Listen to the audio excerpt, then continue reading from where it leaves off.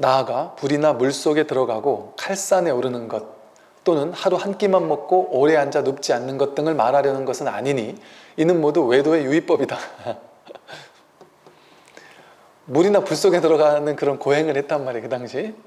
그리고 막 칼산, 막 칼로 된 칼산에 막 요즘 막 신통자지한 사람들 보면 칼 위에서 춤도 추고 그러잖아요. 그럼 대단하다 이러잖아요. 그런 거 얘기하지 않는단 말이죠.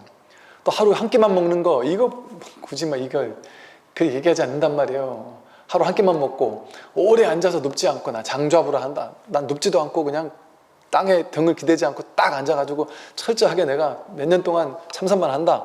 그런 거 말 안 한단 말이에요. 말 안 하는 정도가 아니라 이것은 모두 외도의 유의법이다 이랬어요. 그거 자체가 잘못됐다는 게 아니라 달마스님 말씀은 거기에 치우쳐서 그것만 하면 절대 깨달을 수 있다고 여기거나 그것만이 나를 깨닫게 한다거나 그런 마음으로 그걸 한다면 그거 외도죠. 외도의 유의법이에요. 이 정법의 모의법은 그런 게 아니에요. 앉아있는 게 절대 진실일까요? 그 오래 앉아있는 내기만 하면 돼요. 그러면 오래 앉아있는 사람이 절대 큰 스님이에요. 그러면 뭐 종정 뽑는다 이럴 때 뭐 하면 돼요? 이 땅 해가지고 오래 앉아있는 사람 시키면 돼요. 오래 앉아있는다고 거기 뭔가 공덕이 있다면 오래 앉아있는다고 깨닫는 거 아닙니다.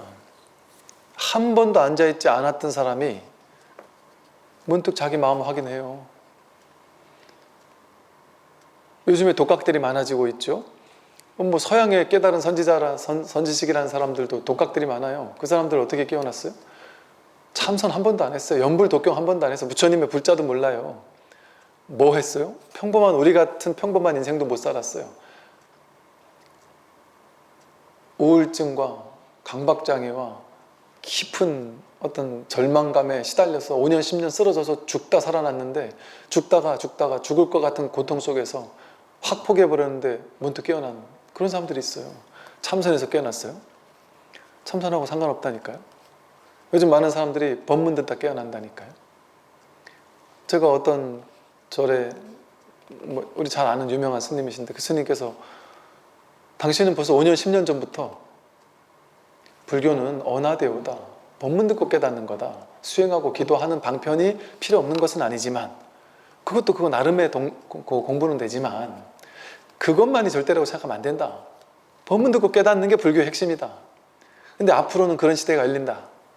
벌써 5년 10년 전에 그런 말씀 하셨다는 거예요. 저도 그 말 듣고 놀랍더라고요. 머지않아서 그냥 법문 듣고 자기 본래 면목을 확인하는 그런 일들이 생긴다. 근데 왜 그러느냐? 본래 선은 그런 거니까. 옛날부터 그래왔으니까. 법문 듣다가 언하대오로 깨달은 게 선의 본래 전통이니까. 그 얘기를 옛날부터 했을 때 신도님들이 아무도 안 믿었대요. 에이, 법문 듣다가 깬다는 말이 됩니까? 이랬다는 거죠. 만약 움직이고 활동하는 신령스러운 깨달음의 본성을 안다면 바로 그대 마음이 모두 부처의 마음이다. 움직이고 활동하는, 여러분들이 매 순간 움직이고 매 순간 활동하는, 그게 깨달음의 신령스러운 본성이에요.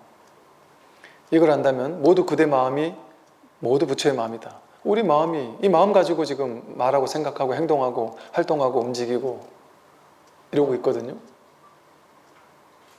활동하고 움직이지 않는 사람이 어디 있어요? 보고 듣고 느끼고 하지 않는 사람이 어디 있습니까? 우리가 다 부처라는 소리예요. 부처를 매 순간 구현하면서 현현하면서 드러내고 살고 있어요. 앞부처와 뒷부처가 다만 마음을 전하였을 뿐 다시 다른 법은 없다. 모든 부처님은, 과거에 계셨던 모든 부처님, 앞으로 올 모든 부처님은 오로지 이 마음 하나 전하는 거예요. 누구나 다 갖추고 있는 본래 자기 마음, 늘 이 마음 가지고 살고 있는 이 자기 마음. 만약 이 마음을 알기만 하면 한 글자도 몰라도 부처이지만 만약 자기의 신령스러운 깨달음의 본성을 알지 못하면 설사 몸이 부서져 가루가 되도록 부처를 찾아도 헛일일 뿐이다. 이 마음을 알기만 하면 한 글자도, 불교 경전 한 번도 안 봐도 부처란 말이에요. 경전 한 번도 읽은 적이 없어도 부처예요. 이 마음을 확인하기만 하면. 그런데 이 자기 신령스러운 깨달음의 본성, 이걸 확인하지 못한다면 설사 몸이 부서져서 가루가 되도록 부처를 찾아도 몸이 부서질 때까지 앉아가지고 눕지 않고 다리가 부러질 때까지 절을 하고 딱 호기합장을 하고 앉아가지고 금강격을 막 7독이 아니라 막 700독, 7000독을 해도 몸이 가루가 부서지도록 기도하고 수행하고 염불하고 막 목이 터져라 피가 나도록 부처님 명호를 외우고 몸이 가루가 되도록 수행을 해도 헛일일 뿐이다. 헛일일 뿐이에요. 그거 한다고 깨닫습니까? 진짜 법을 깨달아야 깨닫는 거지.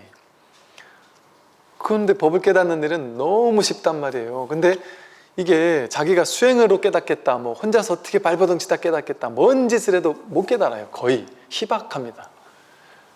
정말 수만 분의 일, 수천만 분의 일 될까 말까 할 정도로 독각이 나오는 거지. 이거는 쉽지 않은 일이에요. 정말 하늘의 별따기예요. 여러분들이 정말 타고난 수행자라 할지라도 혼자서 깨닫는 거, 수행해서 깨닫는 거, 이거는 거의 불가능에 가까울 정도로 쉽지 않아요. 그런데 부처님께서 너무 쉬운 방법, 이거는 너무 쉬워서 이래도 되나 싶을 정도로 쉽단 말이에요. 공부는. 여러분 이 말 믿으실지 모르겠는데 이 공부는요, 이래도 되나 싶을 정도로 쉽단 말이에요. 이래도 되나? 저 사람들 저렇게 열심히 하는데 못 깨닫는데 내가 이렇게 아무것도 안 하는데 내가 깨닫는다? 이래도 되나? 이거 너무 좀 형평성이 안 맞는 거 아니야 싶을 정도로 어이가 없이 쉬운 거예요. 어떻게만 하면, 바른 길만 가면, 바른 중도의 길만 가면. 그 바른 중도의 길은 어떻게 하는 걸까요? 부처님께서 바른 도방과 바른 스승을 만나는 즐거움, 바른 도방과 바른 스승을 만나는 것은 이 공부의 반을 성취하는 것이 아니라 전부를 성취하는 것이다 라고 해서 좋은 도방과 좋은 스승이 있는 승가, 그 승가에 깃들어서 법이 있는 곳에 자꾸 찾아다니면서 법 주변을 맴돌기만 하면 된다는 거예요. 그게 바로 훈습이에요. 훈습하는 공부다. 그래서 정법 훈습이래요. 정법 훈습. 그 정법 주변에서 이렇게 법문을 듣기만 해도 거기 훈습돼서 나도 모르게 깨닫는다는 거예요. 이 공부는. 그러니까 유의 조작이 아니죠. 억지로 애쓰는 게 아니죠. 바른 스승만 찾으면 공부 끝난다는 거예요. 그러니까 불교에서는 구도 행각을 중요하게 여겨요. 뭘 찾아 구도해요? 바른 스승을 찾아 구도하는 행각, 그게 전부예요. 이 공부에. 근데 옛날에는 걸망 싸질머지고 출가해서 6개월, 1년 걸려서 저 중국 저 북쪽에서 저 양쯔강, 황하강을 건너가지고 남쪽으로 스승을 찾아갔어야 된단 말이에요. 말로 묻고 전설 속에 들리던 그 스승을 찾아서 묻고 고난의 길을 거쳐가지고 찾아갔더니만 그 스승이 아니거나 그 스승이 돌아가셨거나 그럼 또 다른 스승을 찾아서 또 1년, 2년 걸어가야 되고 이렇게 구도행각을 했단 말이에요. 지금은 이게 손가락 하나로 구도행각 다 끝낸단 말이에요. 전 세계에 있는 스승을 손가락 하나로. 이렇게 쉬운 시대에도 공부 안 하면 공부하기 싫다는 소리죠. 이럴 때 공부 안 하면 진짜 억겁을 윤회하면서 그런 시대만 타고 태어났는데 지금 처음으로 이런 시대에 태어났잖아요. 이걸로 끝내는 시대에 태어났잖아요. 근데 지금도 안 하면 이제 못하는 거예요. 이제 더 이상.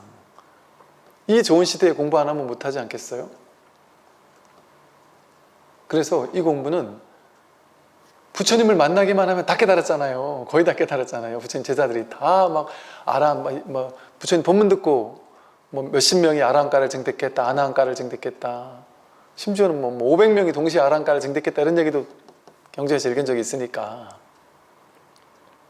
그렇게 법문 듣고 깨닫는 이게 너무 쉬운, 이래도 되나 싶은 정도의 깨달음인 거예요. 그러니까 바른 스승 만나는 게 이 공부의 전부예요. 전부. 사실은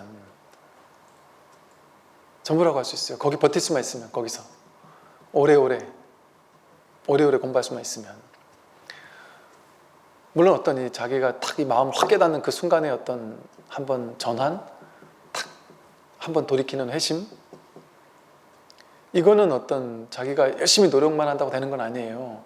열심히 노력하되 결과는 확 내맡겨야 돼요. 내가 언제 깨달을지는 알 수 없어요. 그거를 내가 욕심 부리지 않고 그냥 나는 바른 스승 밑에서 바른 법 아래에서 바른 법을 공부하는 것만으로도 충분하다, 더 이상 욕심 부리지 않는다 하고, 언제 깨달아도 상관없다 하고, 난 이 공부 만난 것만으로도 나는 충분히 복이다 하고 그냥 공부하는 거예요. 과도한 욕심 버리고 그러면 이제 시절 인연이 탁 맞아 떨어지는 때가 있단 말이죠. 언젠지 몰라요. 아무도 몰라요. 그래서 이 공부는 이렇게 정법 훈습하는 공부예요. 그 정법 속에 깃들어 있기만 하면 그냥 저절로 되는 공부예요. 내가 애쓰는 공부가 아니라. 근데 그런 공부를 하면 이 달마스님 말씀처럼 이렇게 깨달을 수 있는데 그렇게 공부를 안 하면 몸이 가루가 되도록 부서지도록 참선을 10년이 아니라 50년을 해도 못 깨달을 수 있다니까요. 혼자서 뻗팅기는 공부를 아무리 해봐야 쉽지 않을 수 있어요. 그래서 이 공부는 스승 없이 혼자 할 수 없는 공부다 이런 얘기가 있는 거죠.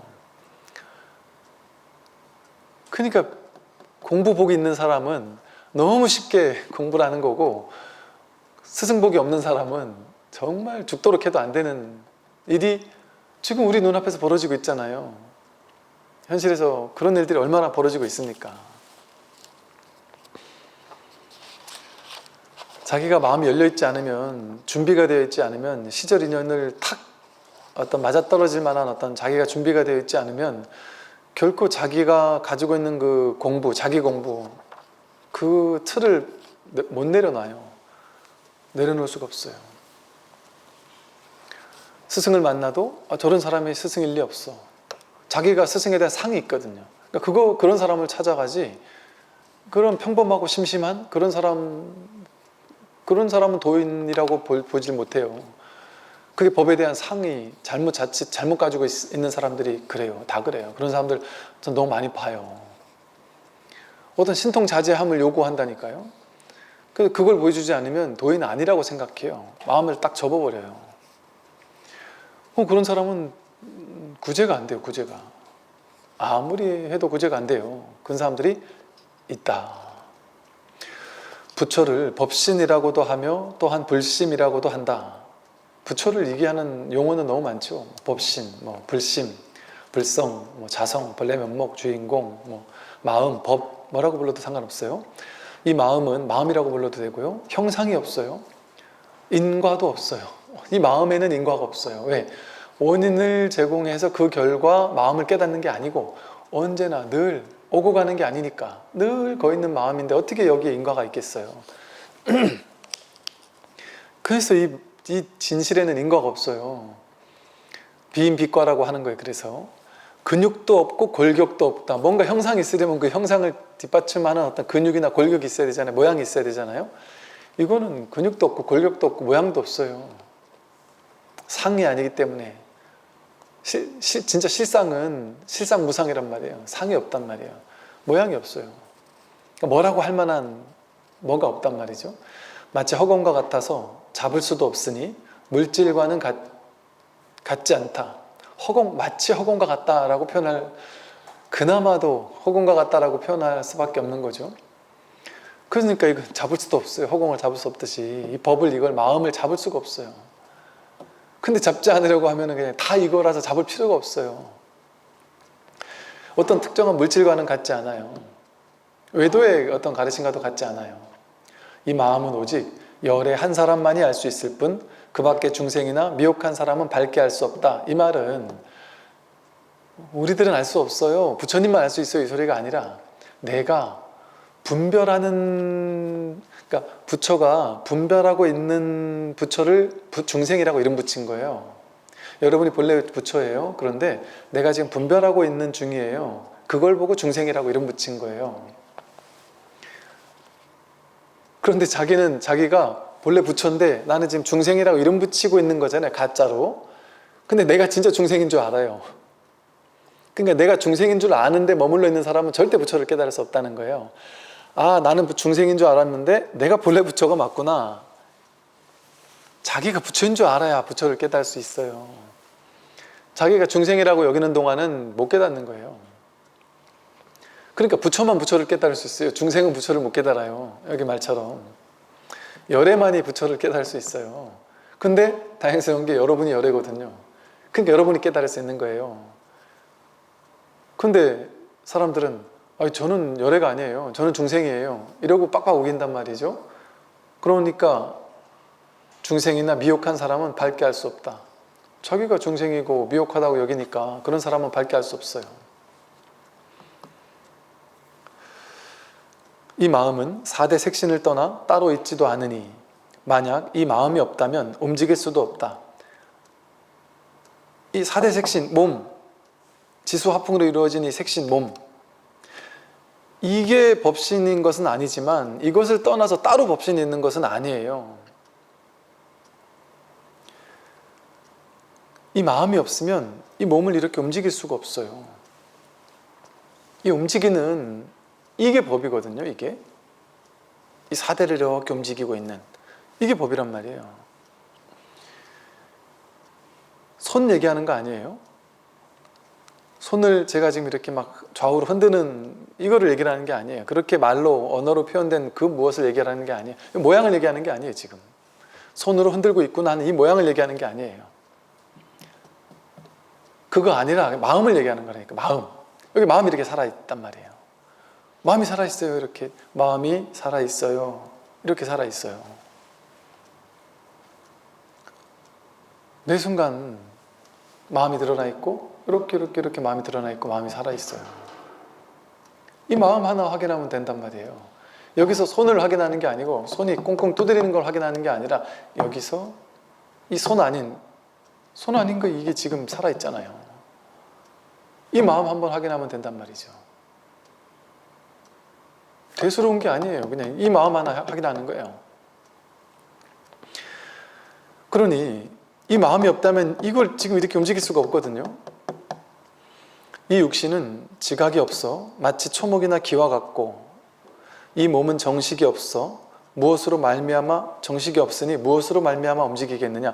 이 몸 자체, 육신 자체 얘가 뭐 지각이 있겠어요? 여기 뭐 의식, 정식 같은 게 있겠어요? 영혼이 있겠어요? 얘가 딱 죽으면 얘는 지 혼자서 움직일 수 없잖아요. 이 몸뚱이는 육신 덩어리, 몸뚱이는 초목이나 기와랑 똑같잖아요. 그러니까 우리가 그렇게 사랑하는 사람인데 그분 돌아가시고 나면 그 몸뚱이 어떻게 해요? 화장터에 불구덩이 속으로 집어 던져요.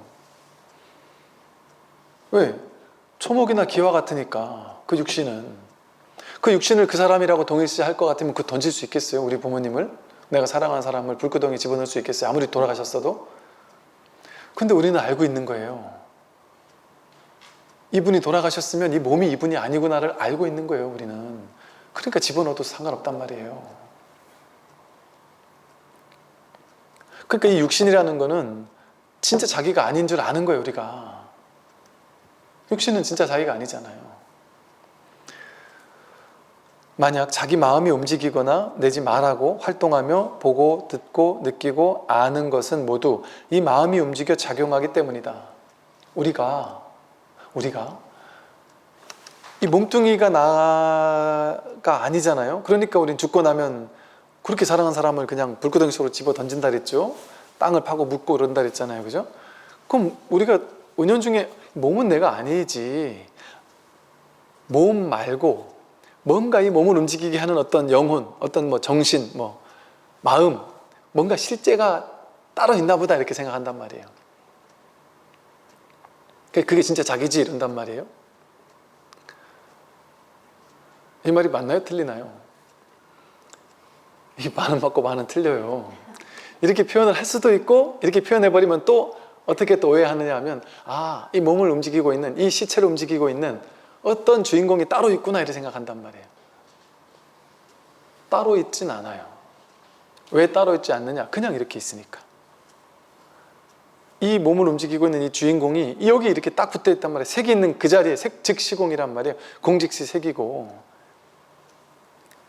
이 움직임 이게 부처라니까요. 이게 마음이고 이게 법이에요. 이거 자체가 내가 저 손을 흔드는 스님 손을 보고 있는 게 아니에요. 그건 분별의 생각이에요. 내 귀가 이 소리를 듣고 있다라는 그 생각, 그 분별을 내려놓으면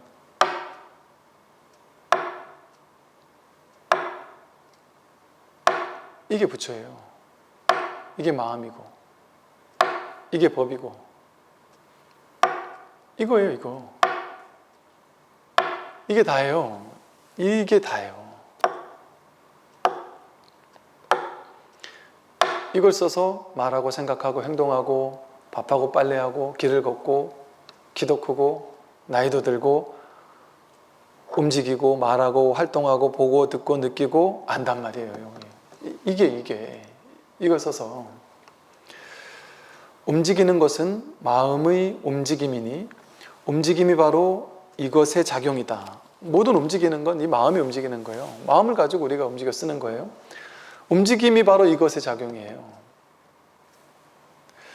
움직임과 작용 밖에 따로 마음이 없고 마음 밖에 움직임이 없다.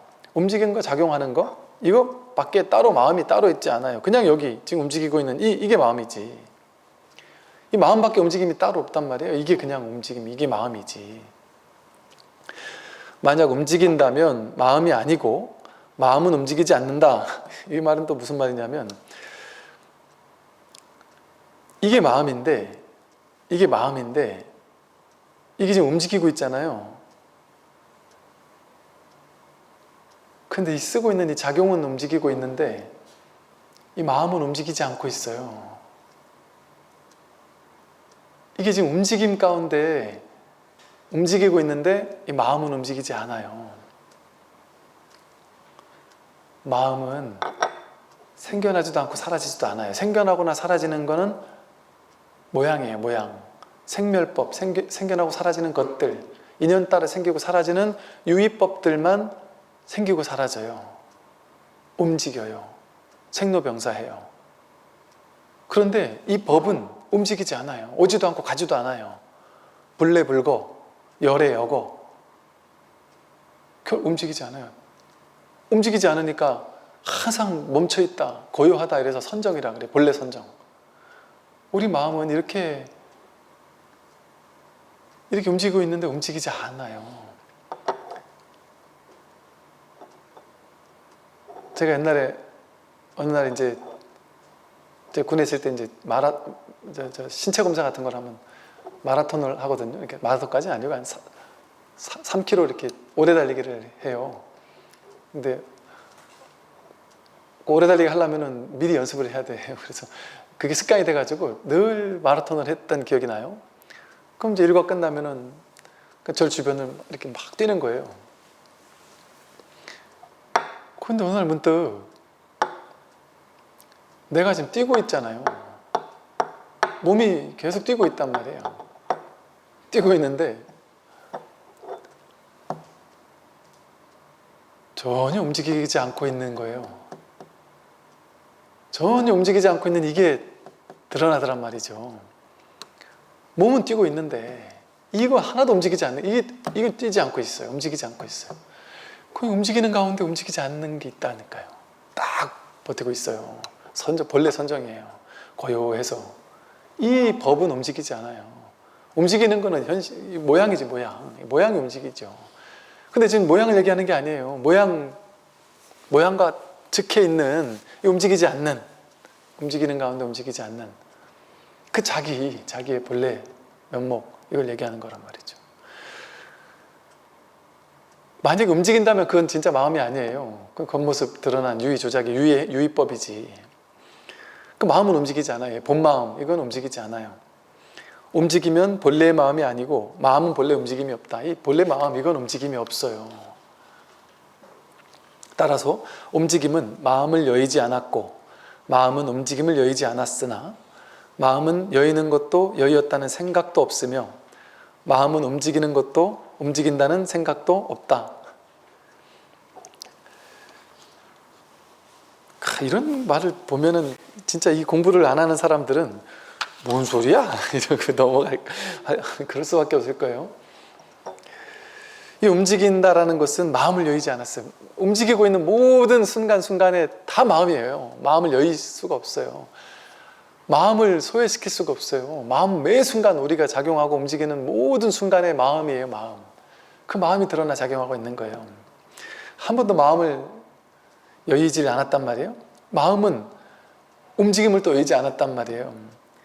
그런데 이 마음은 여의었느니 여의지 않았느니 하는 이런 생각이 없어요. 소외되느니 소외되지 않느니 이런 생각이 없단 말이에요. 또 이 마음은 움직이니 움직이지 않느니 그런 생각조차 없단 말이죠. 하나의 분별도 일어나지 않는단 말이에요. 이것이 마음의 작용과 작용한 것이고 마음의 움직임과 움직인 것이다. 마음 이것이 작용한 거고, 마음의 움직임과 움직인 것이다. 이게 다 마음이 작용한 거고 마음이 움직인 거예요. 즉 마음이 그대로 작용한 것이며 마음이 그대로 움직임과 움직인 것이지 별도로 움직임과 작용이 따로 없다. 이 마음이 그대로 작용하고 있어요. 이게 작용 이게 마음이에요. 작용한 거 이게 마음이에요. 움직인 거 이게 마음이라고. 이게 마음이에요. 별도로 움직임과 작용이 별도로 따로 있는 게 아니에요. 마음과 그냥 딱 하나로 불이법으로 딱 여기 색즉시공 공즉시색이란 말이에요. 작용의 바탕은 본래 공하고 공은 본래 움직임이 없기 때문이다. 작용하는 모든 드러나고 있는 움직임, 작용, 그 바탕은 본래 공이에요. 그래서 움직이는데 움직이는 바가 없어요. 세상 삼라만상 온 우주가 이렇게 복잡다단하게 막 우죽순으로 일어나고 있는데 일어난 바가 없어요. 우리 인생에 좋은 일, 나쁜 일, 온갖 사건, 사고가 막 펼쳐지고 있는데 한 법도 일어난 바가 없어요. 내가 이렇게 달려가고 있는데 달려가는 바가 없어요.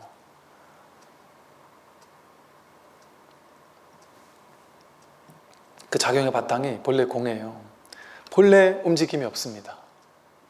이 움직임이 없는 이 한결같은 이 자리를 한번 확인하는 거예요. 이 자기 본성 한번 확인하는 거예요. 바다는 딱 있잖아요. 그 위에 파도가 막 움직일 뿐이지, 파도가 그냥 막 작용할 뿐이지, 그냥 모든 파도가 그대로 그 즉시 그대로 바다란 말이에요. 움직임과 작용이 다 같이 마음에서 일어난 것이지만 마음의 근본은 움직임이 없어요. 그러므로 경에 이르기를 움직이되 움직이는 것이 없다고 했다. 움직이되 움직이는 것이 없다. 그렇죠. 움직이는데 움직이는 게 없어요. 말하자면 종일 가고 오되 가고 온 적이 없고, 종일 보되 본 적이 없고, 종일 웃되 웃은 적이 없고, 종일 듣되 들은 적이 없고, 종일 알되 안 적이 없고, 종일 기뻐하되 기뻐한 적이 없고, 종일 다니되 다닌 적이 없고, 종일 머물되 머문 적이 없는 것이다. 여러분들이, 우리가 모두가 제각기 자기의 인생을 살아왔다고 여기잖아요. 내 인생을 10대 때는 이렇게 살았고 20대 때는 이렇게 살았고, 언제는 내 인생이 빛났고 언제는 내 인생이 암울했고, 내 인생은 성공적이거나 실패했거나, 이런 식의 온갖 일들이 내 인생에 진짜 벌어진다고 여기잖아요. 그리고 때로는 어떤 사람은 대한민국 정치 마음에 안 들어 죽겠다, 왜 저렇게 맨날 싸움만 하느냐, 저 사람들은 왜 저렇게 저런 우리 진영과 다른 생각을 저렇게 옳다고 저렇게 어리석게도 주장을 하느냐 하면서 양편을 나눠가지고 서로 싸우기도 하죠. 또 저쪽에서는 왜 저렇게 전쟁을 하느냐, 온갖 복잡다단한 일들이 내 인생에도 벌어진다고 굳게 믿고 있고, 이 세상 속에도 온갖 일들이 벌어진다고 굳게 믿고 있단 말이에요. 오고 가고 일하고 행동하고 삶을 살고, 기쁘고 괴롭고, 성취하고 무너지고, 웃고 울고, 듣고 말하고, 다니고 멈추고, 일하고 일 안 하고, 모든 게 일어난단 말이에요. 우리 인생에 일어나는 모든 일들, 모든 움직임, 모든 작용, 이게 그대로 일어난 바가 없습니다. 다 행하고 있는데 행한 바가 없습니다. 했는데 한 게 없어요. 내가 마음에서 취해가지고 거기에 의미부여하는 것뿐이에요. 손을 이렇게 들었다 놓는 게, 여러분이 의무부여하지 않으면, 제가 설법하다가 막 딴 거 중요한 설법하다가 그냥 이랬다 하면 이거 아무 의미 없잖아요. 이게 일어났는데 일어난 바가 없잖아요. 여러분 마음속에 비중이 없잖아요. 괴로울 것도 즐거울 것도 없잖아요. 제가 제 손 이렇게 한번 했는데 이걸 가지고 여러분이 즐거울 것도 없고 괴로울 것도 없잖아요. 제가 제 손으로 이렇게 했는데 이게 여러분들 힘들게 할 이유가 없잖아요. 그런데 여러분 중에 예를 들어 제가 이렇게 했을 때는 아무 문제 없다가 제가 5손가락 중에 4손가락을 접고 획 돌리면 그러고서 이러고 있으면 어떤 사람은 충격을 받으면서 발끈할 수도 있어요. 성스러운 법당에서 욕설을 해대다니 하면서 엄청 분별을 일으킬 수도 있죠. 그 사람에게는 충격적인 일이 벌어진 거죠. 저 중놈이 미쳤구나. 어떻게 저런 짓을 할 수가 있느냐 하는 일이 여러분에겐 벌어졌어요. 근데 실제는 이 의미부여하는 사람에게만 벌어진 일이잖아요. 본래 그런 일이 없어요. 있지만 이게 이 얘기 자꾸 하니까 층간소음으로 죽을 것 같은 사람에게는 이 말이 더 죽겠나 봐요. 제가 하는 말이 이거 내가 마음으로 만든 거다 하는 그 말이 더 듣기 싫다 그래요. 제발 층간소음 얘기 좀 하지 말라고. 스님이 진짜 당해보지 않았으면 그 얘기 하지 말라고 하는 분들 계시더라고요. 이게 너무 적절한 비유예요. 근데 이게 왜냐하면 이 층간소음이 자기를 죽이기도 하거든요. 남을 죽이고 싶을 만큼 실제라고 느끼거든요. 어떤 사람은 아무것도 아닌 일인데 이게 어떤 사람에게 실제적으로 죽을 것처럼 괴로운 일이 된단 말이죠. 이게 얼마나 생생한 좋은 비유예요. 아무것도 아닌 게 누군가에겐 아무것도 아닌 게 아니라니까요. 누군가에겐 아무것도 아닐 수 있잖아요. 특정 상황 속에서는 또 아무것도 아닐 수 있고. 그런데 이게 왜 실제라는 그것을 이게 왜 실제죠? 제가 말하는 거는 분별을 얘기하는 게 아니에요. 분별을 따라가면 실제죠, 당연히. 우리 생각으로 판단으로 하면 분별을 따라가면 당연히 실제예요. 근데 이 자리에서는 그런 일이 없다니까요. 미친 층간소음 정도가 아니라 위에서 벽을 뚫어도 아무 일이 없다니까요. 벽을 뚫는 게 아니라 빌딩이 무너지고 지구가 무너지고 지구가 멸망을 해도 원자폭탄 수억 개가 터져가지고 지구가 가루가 돼도 아무 일이 없다니까요. 움직임이 없어요. 한 법도 일어난 바가 없어요. 열에 여고 한 법도 일어난 바가 없어요. 털끝만큼도 이 불성을 훼손시킬 수 없어요. 진짜 자기를 오염시킬 수 없고 훼손시킬 수 없습니다. 여러분은 그렇게 광대무변한 존재인 거예요. 놀라운 신비이죠.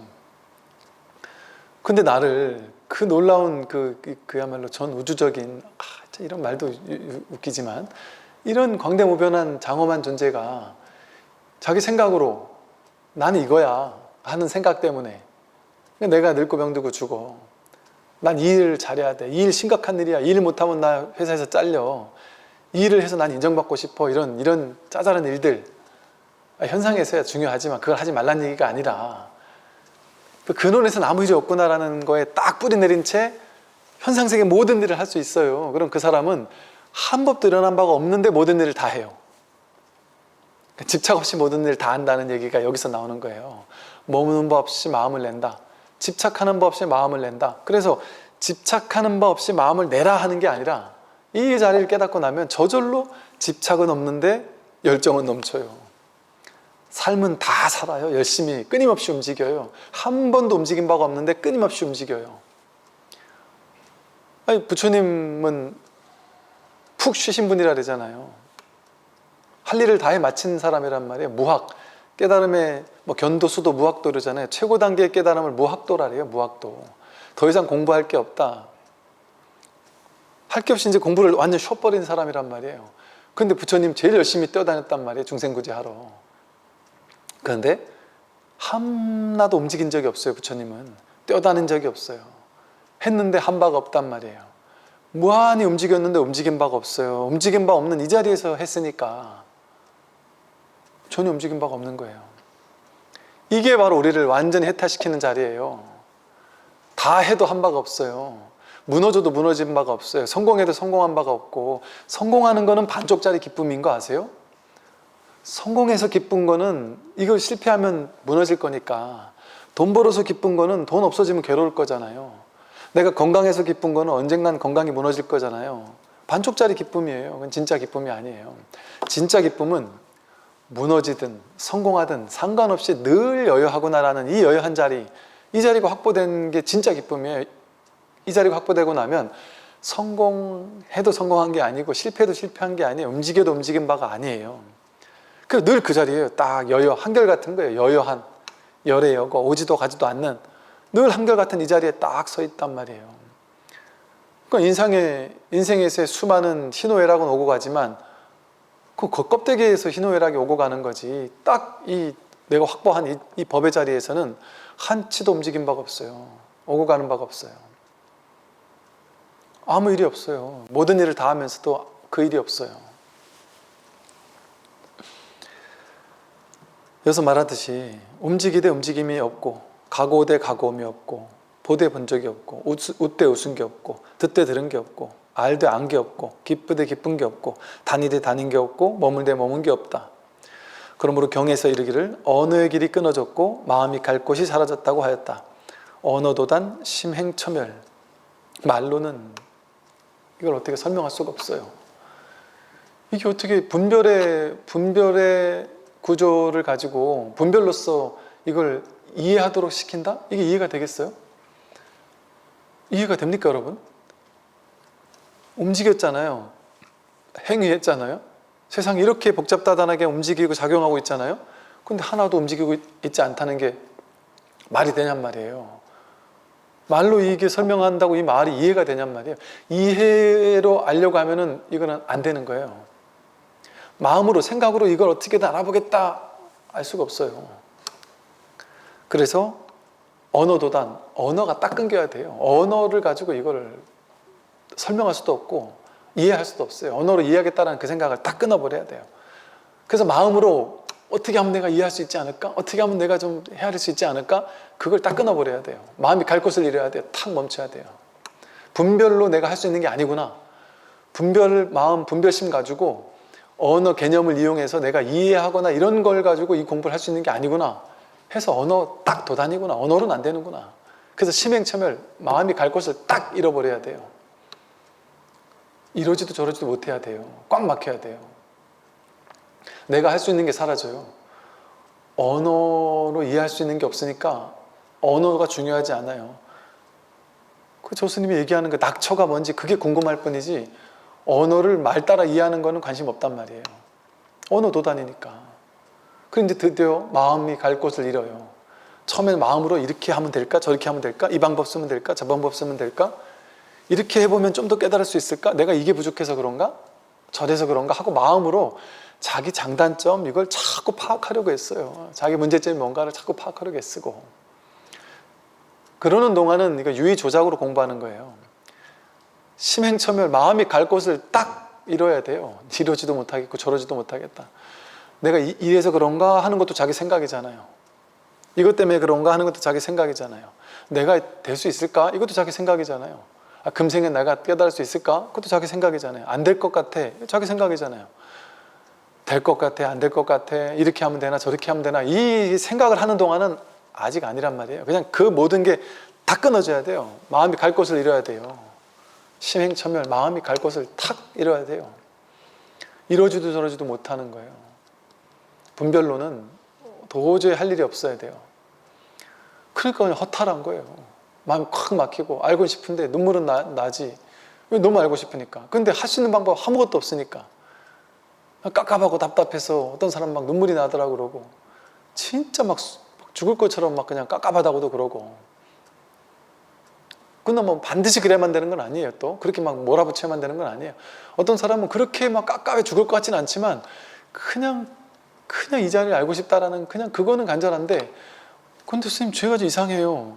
남들은 막 그냥 막 눈물이 날 정도로 알고 싶다는데 나는 눈물이 날 정도로 알고 싶은 건 아니고 나도 모르게 그냥 매일 이걸 듣고 있어요. 근데 나도 한번 이거 알고 싶다. 이거는 있는데 막 그렇게 막 가슴이 막 간절히 원해서 죽을 것처럼 원하고 이러진 않는데 상관없어요. 그래도 그런 모양이 중요한 게 아니에요. 그것도 이게 잘 됐나 잘못됐나 이게 마음이 자꾸 뭔가를 방법을 찾으려고 하는 거잖아요. 특정한 방법 속에는 없어요. 방법이 정해져 있는 것도 아니고 사람에 따라 다 달라요. 가는 길이. 그러니까 마음이 갈 길을 탁 멈춰야 돼요. 그냥 저마다 자기다운 자기 길로 가는 거거든요. 그래서 보고 듣고 느끼고 아는 것이 본래가 원적하니, 보고 듣고 느끼고 아는 거, 그게 본래 원적하다, 원만하고 텅 비어 공적하다. 보지만 본 바가 없고 듣지만 들은 바가 없고 느끼지만 느끼는 바가 없고 알지만 아는 바가 없으니까 원적한 거죠.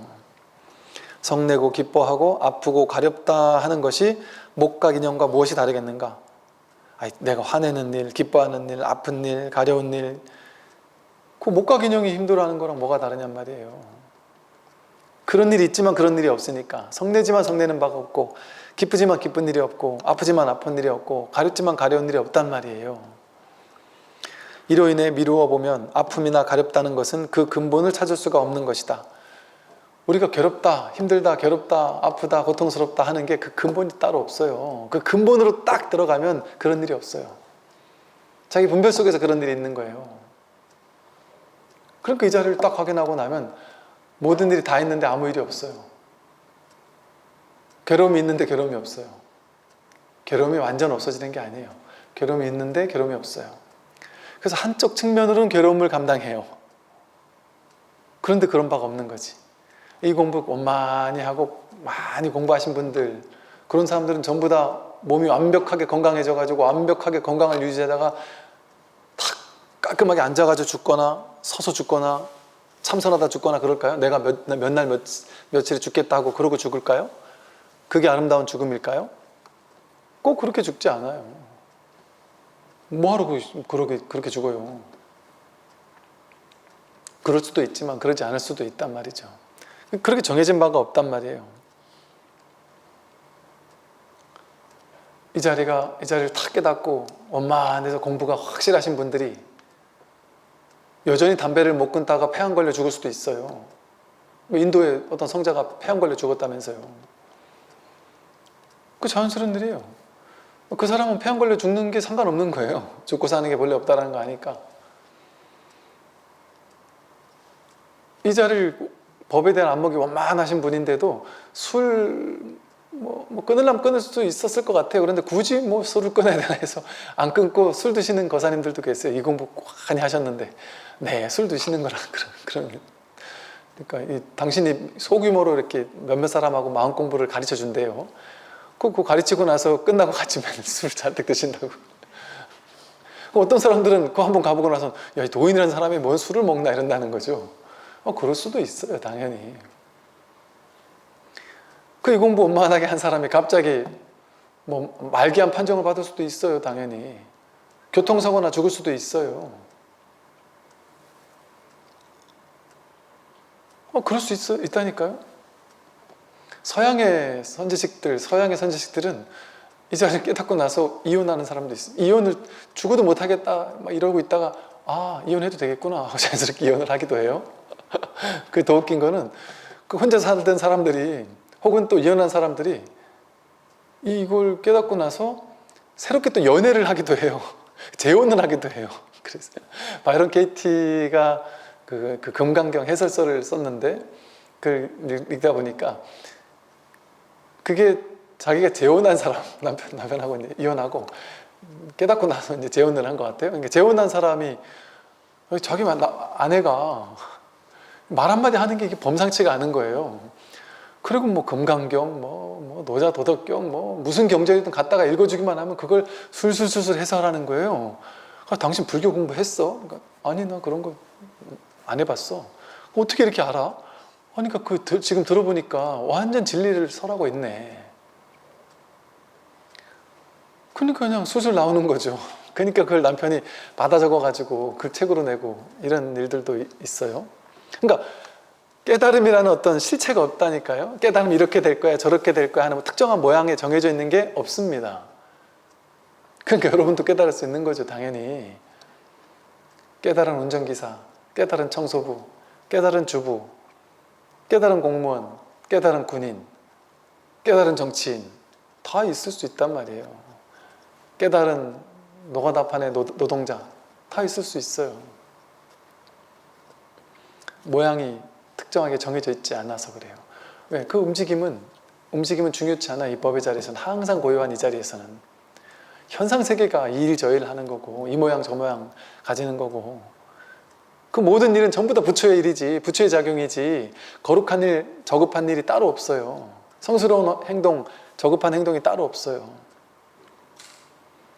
그러니 깨달은 도인에게는 성스러운 뭔가가 따로 없다니까요.